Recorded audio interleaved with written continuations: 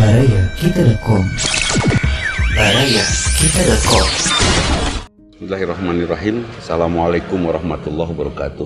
Mengganti taklim yang semuanya libur, saya ingin sekali menyampaikan bahwa setiap kita pasti punya masalah.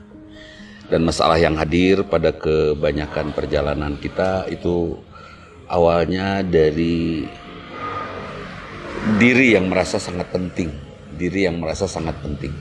Sehingga pada suatu saat ada benturan yang bertolakan dengan diri kita menolak, dan itu jadi masalah.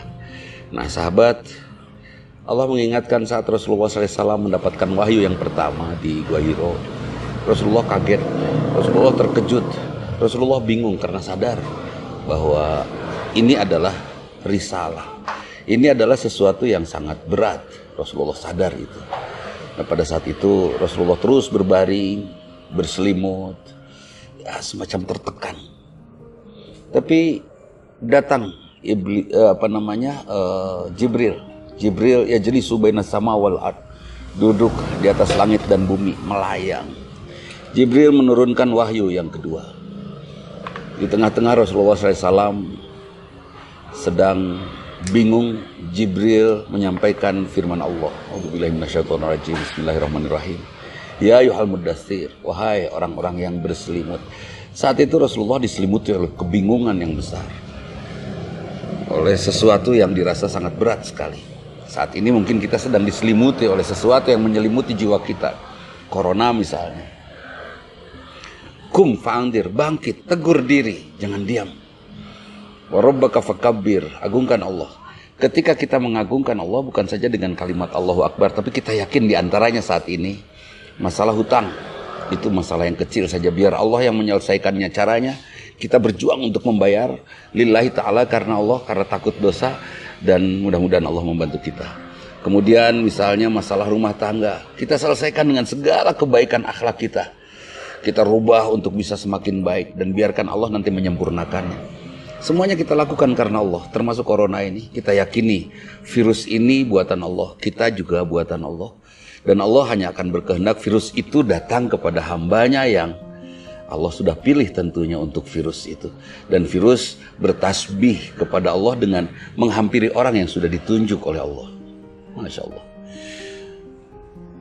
Tapi perlukah kita menjaga berdiam diri? Ya, mengagungkan Allah diantaranya juga taat kepada Rasul. Dan pada zaman Umar bin Khattab, dan biasanya kalau Umar sudah mengambil keputusan atau para sahabat mengambil keputusan kemudian Rasulullah menyetujuinya, itu takrir, itu bisa menjadi dalil untuk kita amalkan.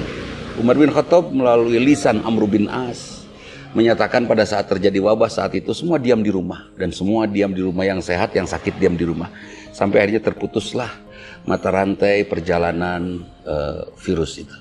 Mudah-mudahan perjuangan kita saat ini memotong mata rantai kehidupan virus dengan cara kita semua berdiam diri di rumah.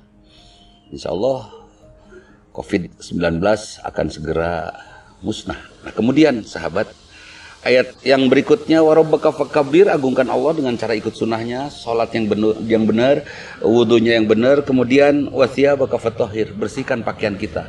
Kita coba hidup bersih ya. Juga pakaian pikiran kita, jangan ada pikiran panik atau perasaan-perasaan yang stres. Jangan, semuanya kita hadapi dengan baik, karena nanti beres satu masalah ini, kalau dengan stres nanti datang masalah lain, efek stres psikosomatis. Jangan sampai terjadi. Wasiyabaka fatahhir, bersihkan pikiran kita, husnudzon, berbaik sangka kepada semua kondisi bahwa semua ini adalah dari Allah. Kemudian dan kita yakin bahwa Allah pasti memberikan yang terbaik untuk kita muslimin. Kemudian waru jaza fahzur, coba kita tinggalkan perbuatan-perbuatan salah, perbuatan tidak bermanfaat, perbuatan-perbuatan dosa. Kita tinggalkan kesalahan melangkah, yang perbuatan yang didasari oleh hawa nafsu kita buang. Insya Allah akan beres. Misalnya punya masalah rumah tangga, terus kita buang keinginan-keinginan hawa nafsu kita, insya Allah akan beres gitu kan. Masalah rumah tangga nggak beres-beres kalau nafsu terus yang memimpin. Ya seperti itu. Kemudian wala tamnun tastaksir, jangan kamu memberi dengan maksud yang untuk memperoleh yang besar. Artinya jangan mengharapkan lebih dari apa yang kita lakukan. Seperti itu. Kalau saya sodakoh 500 rupiah, ya surganya juga 500-an aja gitu kan. Kalau sodakohnya setengah dari harta saya, maka saya pun akan mendapatkan surga yang terbaik, tentu kalau ikhlas. Jangan berharap sesuatu yang tidak kita lakukan, ya, atau berharap mendapatkan imbalan lebih dari kelakuan sederhana kita, tidak. Wala tamnun tastaksir. Kemudian yang sangat penting, penutup ujungnya di ayat ke-7. Wali rabbika fasbir. Kita serahkan semuanya kepada Allah, dan karena Allah kita bersabar. Karena Allah semua tinggal di tempat tinggal kita. Karena Allah kita putus mata rantai perjalanan virus ini. Maaf, saya lagi di tepi jalan ini rekamannya, di sebuah tempat di mana saya sedang berusaha membuat sebuah tempat pertemuan, ya, pertemuan bagi para penggemar kopi, untuk kita nanti akan mengaji bersama-sama di tempat ini. Mudah-mudahan kalau di Google Map ada tulisan Kopi Madani, itu di sini ini tempatnya.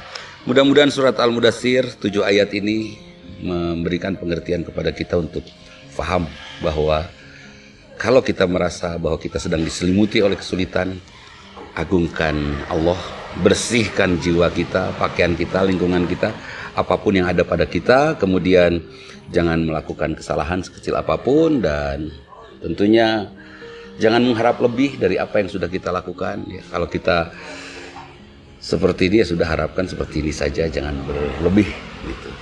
Itu saja, sekian, mohon maaf. Qulu qouli hadza wa astaghfirullah li wa lakum. Assalamualaikum warahmatullahi wabarakatuh.